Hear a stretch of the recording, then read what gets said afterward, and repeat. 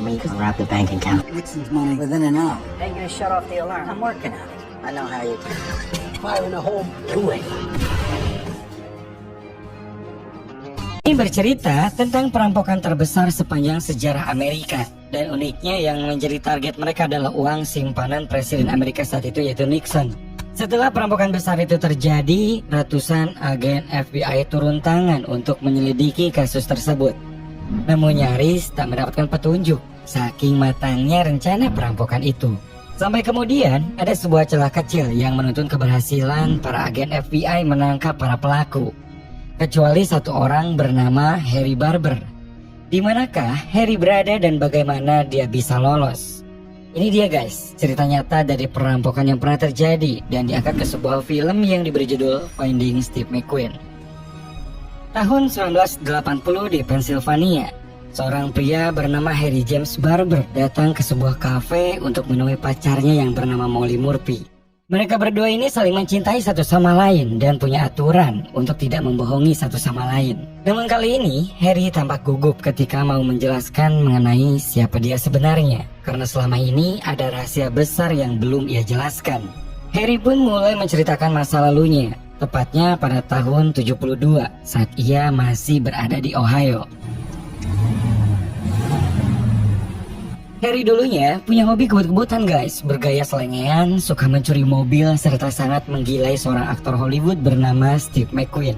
Walaupun ia belum pernah ditangkap karena merampok atau mencuri, tapi Harry seringkali ditilang karena asik kebut-kebutannya yang tak tahu aturan. What's your name again? Steve McQueen. Molly baru tahu jika nama asli pacarnya bukanlah John Barber, melainkan Harry James Barber. Molly langsung menduga jika Harry mengganti namanya demi menghindari tumpukan surat tilang yang sangat banyak. Tetapi Harry langsung membantah hal itu. Dan ia pun mengaku kalau dirinya mengganti nama karena menjadi buronan FBI. Ia merampok United Bank California 8 tahun yang lalu, yang menjadi perampokan bank terbesar dalam sejarah saat itu.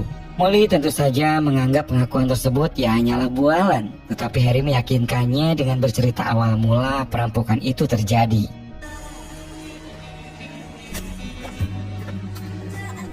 Semuanya berawal ketika Harry dan adiknya Tommy bekerja di pabrik milik pamannya yang bernama Enzo, yang tak suka dengan Presiden Amerika saat itu, yaitu Richard Nixon. Kalau Harry karakternya urakan, Tommy sendiri beda. Kejiwaannya terganggu setelah perang dari Vietnam. Dan kasus Tommy ini adalah salah satu penyebab Enzo tak suka dengan Nixon. Enzo sangat membenci Presiden Nixon karena lebih memperdulikan perang daripada akibat peperangan seperti yang dialami Tommy. Jadi ketika ada Bobby, yaitu teman Enzo, yang mengajak mencurangi pencalonan Nixon yang kedua kalinya, Enzo pun sangat antusias. Could be as much as 30 million. Bobby mendengar jika Nixon menyimpan uang sebanyak 30 juta US dollar di United Bank California. Dan ia pun menyarankan agar Enzo merampok uang tersebut agar Nixon tak bisa melakukan kampanye. Bobby juga menduga kalau uang tersebut adalah uang kotor, sehingga jika dicuri pun Nixon tak berani mengusutnya. Paul sebenarnya kurang setuju dengan niatan tersebut guys, karena toh mereka juga sudah punya bisnis keluarga yang cukup sukses. Namun Enzo yang memang sangat tidak menyukai presiden tetap pada keputusannya bahwa ia akan melakukan perampokan tersebut. We hit the bank, take the 30 mil, and Nixon can't do squat because the money's filthy dirty. Di hari-hari selanjutnya, Enzo mulai menganalisa Bank California, dan untuk melengkapi analisanya, ia menugaskan Harry untuk berkeliling kota mencari mesin alarm yang sama seperti yang digunakan di bank. Namun sialnya, saat berusaha mencuri kotak atau mesin alarm tersebut, Harry justru melakukannya dengan cara yang salah, sehingga memicu bunyi alarm yang sangat keras.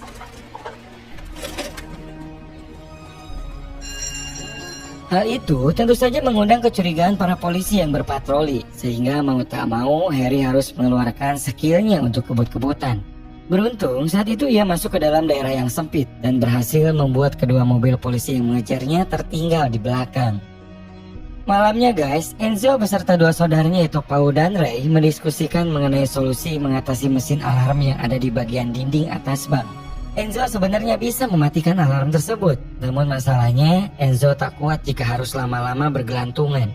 Saat semuanya kebingungan, Harry kemudian memberikan ide, yaitu dengan cara menyemprotkan cairan aerosol ke dalam kotak alarm. Sehingga ketika cairan itu mengeras, maka mekanisme lonceng akan mati. Setelah solusi ditemukan, 1 minggu kemudian, mereka berlima termasuk Tommy pergi ke California dan menyewa sebuah villa yang jaraknya paling dekat dengan bank. Di sana, Enzo sebagai ketua dan juga otak dari rencana menganalisa blueprint dana bank dan mengutarakan strateginya yang akan dilakukan nanti. Ia menjelaskan kalau mereka semua akan masuk lewat atap dan melubangi beton brankas dengan dinamit. Semua mempunyai tugas masing-masing. Paul sebagai yang menyiapkan dinamit, sementara ia dan Harry akan memutuskan alarm dan sensor. Untuk sisanya, Tommy dan Ray berjaga dan membantu menyiapkan peralatan. Perampokan itu akan dilaksanakan Jumat malam setelah bank tutup pukul 5:30 sore. Nah, sehari sebelum perampokan guys, mereka semua datang memeriksa kondisi sekitar bank. Dan kebetulannya di pinggir bank ada sebuah bar yang selalu ramai. Hal itu tentu saja menjadi keuntungan bagi mereka karena bisa sedikit meredam suara ledakan dinamit. Walau begitu, agar tak mencolok, Enzo memerintahkan agar Tommy mengumpulkan beberapa kantong pasir untuk menutup suara ledakan yang timbul ke atas. Setelah rencana sudah matang dan tugas masing-masing sudah jelas, malamnya seluruh tim Enzo pergi ke bank lewat jalur belakang. Mereka mengikuti rencana yang telah dibuat dan Ray membawa radio polisi untuk mendengarkan pergerakan patroli. Beruntung, malam itu hanya ada satu mobil polisi yang berpatroli dan mereka sedang berada di area pantai yang lokasinya cukup jauh dari bank. Setelah memastikan keadaan aman, Enzo mulai melubangi lapisan atap pertama dan segera mematikan sensor alarm bersama Paul. Setelah selesai, selanjutnya adalah tugas Paul, yaitu melubangi beton terakhir yang membatasi dengan brankas yang ada di bawah. Sementara itu, Harry menyemprot mesin alarm yang ada di dinding dengan aerosol. Sedangkan Tommy berada di sebelah bank menyiapkan kantong-kantong pasir untuk menimbun dinamit-dinamit yang akan diledakkan. Rencana tersebut berjalan dengan lancar dan ketika semua siap, dinamit itu pun segera diledakkan.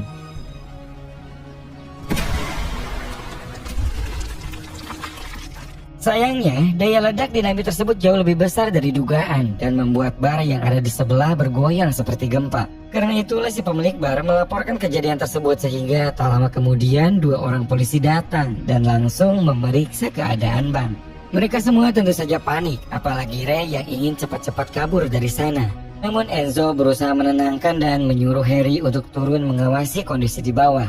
Nah, ketika Harry di bawah guys, ia yang melihat kedua polisi mau mengelilingi bank, Harry akhirnya berinisiatif untuk mengalihkan perhatian. Tanpa perintah dari Enzo, ia mengganti pakaiannya dan masuk ke dalam bar. Di sana Harry langsung membuat ulah dengan mengadu domba 2 orang pengunjung. Dengan adanya keributan tersebut, kedua polisi itu pun segera datang dan membawa kedua pengunjung itu ke kantor untuk dimintai keterangan.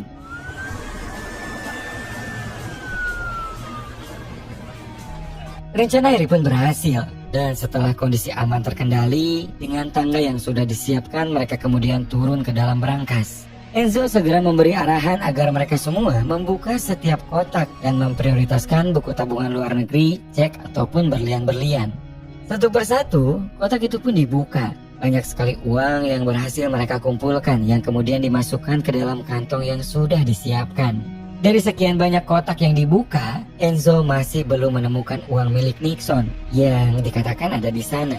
Walau sudah mendapatkan $4 juta, Enzo tetap masih penasaran. Dan karena sudah pagi, ia pun berencana untuk kembali lagi besok malam sebelum bank kembali buka di hari Senin. Sebelum meninggalkan bank, mereka kembali menutup lubang atap dan Enzo menyelipkan cermin di celah lubang tersebut. Cermin ini besok siang akan memantulkan cahaya matahari yang mengarah ke villa. Semua itu bertujuan untuk memastikan keamanan.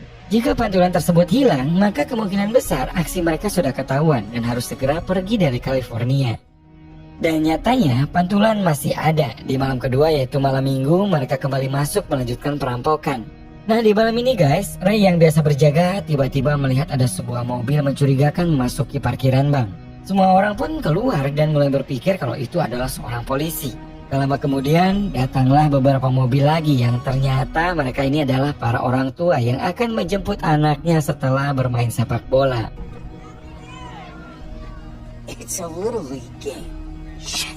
Untung saja, karena kalau benar itu polisi, Ray sudah siap dengan senjatanya dan berniat menembaki mereka semua. Suasana kembali menjadi tenang, namun Harry mulai sadar bahwa apa yang ia lakukan adalah kesalahan. Ia tak sampai pikir kalau aksinya ini malah bisa menjerumuskannya ke dalam kejahatan yang lebih parah. Padahal niat awalnya ia bergabung hanyalah untuk bersenang-senang sama seperti kebut-kebutan. The story. Finish the story. Walau begitu, Harry merasa sudah terlanjur ikut dan ia harus menyelesaikan pekerjaannya. Hingga di minggu malam menuju Senin, mereka kembali merampok dan masih belum juga menemukan uang milik Nixon. Paul menyarankan agar Enzo menyerah karena mungkin memang tak pernah ada uang 30 juta milik Nixon di bank tersebut. Toh kini mereka juga sudah mendapat 12 juta dolar dan jumlah tersebut sudah lebih dari cukup. Damn fucking 30 mil is here. Even if it is, it's time to go. Enzo tetap kekeh dengan ambisinya yang sangat tinggi. Ia nggak bisa rela kalau Nixon sampai mencalonkan diri lagi sebagai presiden. Tapi ya mau gimana lagi, mengingat hari mulai pagi, Enzo harus pasrah dengan hasil yang didapatkan. Mereka pun kembali ke villa untuk mempersiapkan kepulangan dari California. Tim itu terpisah menjadi dua bagian, di mana Ray, Paul, dan Enzo pergi ke Las Vegas menggunakan mobil sewaan, sementara Harry dan Tommy memilih kembali ke rumahnya dengan taksi. Sebelum pulang, Enzo memastikan Ray untuk membersihkan villa tersebut dari segala kemungkinan bukti dan memberikan bagian milik Harry dan Tommy dalam sebuah amplop. Setelah amplop itu dibuka guys, ternyata isinya cuma 20.000 dolar, yang berarti ia dan Tommy hanya kebagian 10.000 dolar saja. Harry tentu saja sangat kesal dan tak habis pikir pamannya hanya memberi bagian kecil yang jauh dari total uang curian 12 juta dolar. Tapi beda dengan si Tommy guys, ia tak terlalu peduli, malah memberikan bagiannya kepada Harry. Satu-satunya yang ia pedulikan hanya album koleksi kartu pemain bisbol yang ia dapatkan dari salah satu kotak deposito kemarin. Selama perjalanan, Tommy fokus melihat-lihat album tersebut, bahkan tak terlalu mendengarkan Harry yang berencana untuk pindah keluar kota serta keluar dari perusahaan pamannya. Ia merasa kalau pamannya sudah tak lagi memperdulikannya, jadi untuk apa tinggal bersamanya. Nah, di album ini guys, Tommy menemukan selipan kartu nama penasihat Presiden Amerika yang di belakangnya tertulis Bank Nasional Cayman dan nomor kotak penyimpanan. Namun lagi-lagi karena hanya fokus pada kartu pemain bisbol, kartu nama yang ia temukan tersebut ia buang ke kantong jok depan. Sementara itu, siangnya bank dikepung polisi setelah mengirimkan laporan perampokan. Agen FBI bernama Howard dan asistennya bernama Sharon sayangnya tidak menemukan sidik jari apapun dan bisa dikatakan tidak ada petunjuk atau barang bukti yang tertinggal. Ada juga di sana ada pecahan kaca yang mungkin saja sudah ada di sana sebelum perampokan. Namun Howard sangat yakin kalau para pelaku bukan berasal dari California karena teknik perampokan yang dilakukan tidak biasa. Jika orang lokal, mereka biasanya merampok dengan cara membawa senjata dan langsung datang saat jam kerja. Di hari selanjutnya, Howard kedatangan atasannya sekaligus 100 agen FBI yang akan membantu menangani kasus tersebut.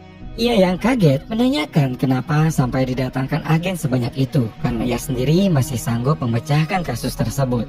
Namun atasannya tak menjelaskan secara detail. Ia hanya mengatakan kalau perampokan tersebut membuat resah Gedung Putih di Washington. Howard dan Sharon pun berusaha mencari motif dari perampokan ini dan mereka pun sepakat bahwa pasti ada kaitannya dengan orang-orang penting.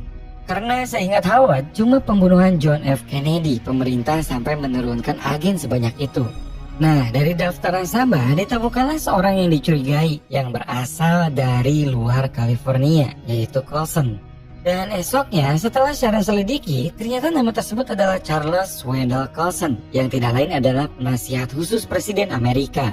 Kecurigaan Howard mulai ada titik terang dan ia mulai menyadari alasan dikerahkannya 100 agen FBI untuk satu kasus perampokan, yaitu karena kemungkinan uang incaran para perampok tersebut adalah uang presiden. Howard kemudian meminta atasannya untuk menanyakan hal itu langsung. Colson pun hanya menjawab kalau isi kotak depositonya hanyalah album kartu bisbol yang harganya sekitar 200 sampai 300 dolar. Howard tentu saja semakin curiga karena buat apa jauh-jauh ke Bank California hanya untuk menyimpan album yang harganya juga tak terlalu mahal. Penyelidikan tersebut bisa dikatakan tak mendapatkan kemajuan, apalagi Howard juga dilarang oleh atasannya untuk berbicara lebih dalam dengan Colson. Namun guys, inilah titik di mana semuanya terungkap saat Howard bermain trompet untuk bersantai. Ia melihat pantulan sinar matahari yang dipantulkan oleh permukaan trompetnya dan sontak saja ia langsung teringat dengan cermin yang ia temukan di atap bank. Setelah diselidiki ternyata dugaannya benar kalau cermin tersebut digunakan untuk memberi sinyal dengan pantulan sinar matahari. Semua itu menjadi masuk akal karena tak jauh dari bank ada pemukiman villa yang biasa disewakan. Tak menunggu waktu lama, semua villa yang tak jauh dari bank digeledah dan didata siapa saja penyewa terakhir dalam seminggu ke belakang.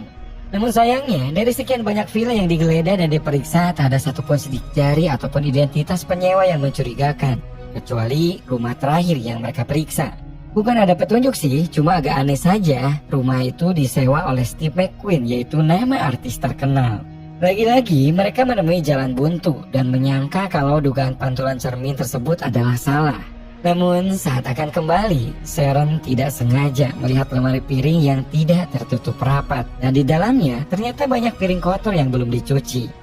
Akhirnya dari piring-piring itulah sidik jari ditemukan dan mengarah kepada 5 orang yang diantaranya Paul, Enzo, Ray. Ketiganya sudah berhasil didapatkan data-datanya, kecuali 2 orang yaitu Harry dan juga Tommy.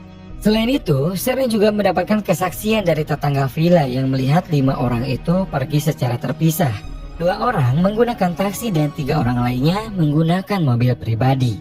Semuanya mulai terungkap. Mobil pribadi tersebut berhasil diselidiki dan ditemukan di tempat penyewaan di Las Vegas. Sementara untuk taksi yang dimaksud juga berhasil ditemukan dengan mudah setelah dicari dengan petunjuk penumpang yang memberi tip besar atas nama Harry. Nah guys, saat Howard memeriksa taksi tersebut, ia menemukan beberapa kartu bisbol serta kartu nama Carlson yang Tommy buang saat itu. Cuma Howard di sini belum jelas kenapa ada nama Bank Cayman dan nomor berangkas.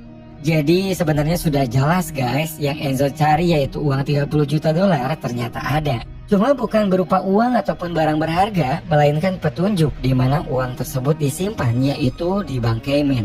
Setelah bukti cukup, satu persatu geng Enzo pun ditangkap di rumahnya masing-masing saat bersantai menikmati hasil rampokan mereka. Sorry, Bob. Harry who? It's just a matter of time. Di sisi lain, Tommy dan Harry yang belum sadar masih melakukan aktivitas seperti biasa. Sayangnya, Tommy tertangkap sendirian karena Harry saat itu keluar akan membeli persediaan makanan. Harry tak bisa melakukan apapun, hanya bisa melihat saudara yang ia sayangi ditangkap dan dimasukkan ke dalam mobil polisi. Mereka hanya bisa bertatap-tatapan, sementara Harry hanya bisa membalas senyumannya dengan sedih. Sejak saat itulah Harry kabur ke kota Deerwood dan mengubah namanya menjadi John Baker. Ia juga mengubah penampilannya dan diterima bekerja sebagai bartender. Di sanalah menjadi awal mula pertemuan Molly dan Harry. Mereka berpacaran dan Molly tinggal bersama Harry di lantai 2 gedung bioskop yang sudah terbengkalai. Bioskop tersebut masih beroperasi di lantai 1 dan terkadang Molly akan membantu pemilik bioskop mengganti tampilan nama film yang sedang diputar. Sebenarnya selama 7 tahun mereka bersama, Harry merasa bersalah dengan Molly karena mereka telah berjanji untuk tak merahasiakan apapun. Ia semakin bersalah ketika Molly mengajak Harry bertemu keluarganya dan memperkenalkan diri sebagai John Baker. Harry tak bisa berterus terang saat itu karena melihat ayah Molly adalah seorang sheriff terpandang. Dan yang paling penting, ia tak mau kehilangan Molly. Waktu pun terus berjalan seperti sebelumnya, sampai tibalah di mana Harry sudah merasa lelah dan berniat mengutarakan semuanya kepada Molly. Nah, di sini sampailah di awal film tadi, guys. It's gonna sound a little, surprise. Setelah mendengar semua ceritanya, Molly akhirnya menerima karena ia juga sudah sangat mencintai Harry dan tak mau kehilangannya. Namun sudah terlambat karena ternyata sebelum ke kafe, Harry lebih dulu menemui ayah Molly dan menceritakan hal yang sama serta sudah siap menyerahkan diri ke polisi. Pertemuan itu menjadi pertemuan terakhir bagi keduanya karena tak lama kemudian para polisi sekaligus Howard datang ke sana. Molly tentu saja sangat kecewa dan histeris dan tak mau menyerahkan kekasihnya. Namun di sini Harry yang sudah pasrah berusaha meyakinkan Molly kalau ini jalan terbaik, hingga akhirnya Molly pun pasrah dan berjanji akan tetap menunggu Harry. I'll wait for you forever. About 5 to 10 years. Perampokan Bank United California adalah yang terbesar dalam sejarah Amerika. Namun tak begitu diekspos ya karena di dalamnya terkait dengan para petinggi pemerintah saat itu. Harry kemudian dijatuhi hukuman 7 tahun dan mendapat keringanan 3 tahun karena kelakuannya selama di Deerwood sangat baik. Dan saat film ini dirilis, Harry menjadi seorang tukang dan kini tinggal di California Selatan. Nah, untuk Steve McQueen, aktor Hollywood idola Harry, ia meninggal di November tahun 80, tepat di umurnya yang ke-50.